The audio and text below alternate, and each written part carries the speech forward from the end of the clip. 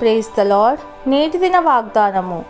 ఫరో కుమార్తె నీటిలో నుండి అతని తీసి తినని చెప్పి అతనికి మోషే అను పేరు పెట్టెను. నిర్గమకాండము 2వ అధ్యాయము 10వ వచనము.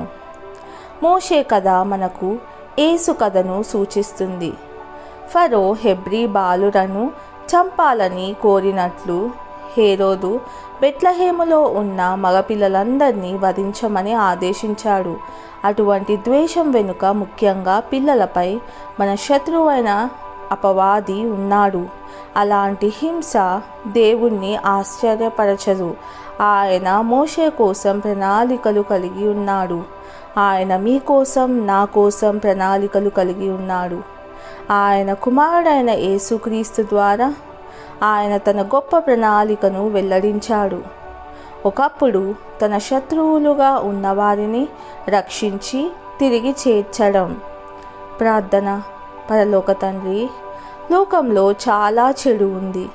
నీవు రక్షించినందుకు స్తుతులు చెల్లిస్తున్నాను. నీ పరిపూర్ణ ప్రణాళికను విశ్వసించడానికి నాకు సహాయం చేయండి. యేసయ్య నామంలో ప్రార్థిస్తున్నాను తండ్రి. ఆమెన్.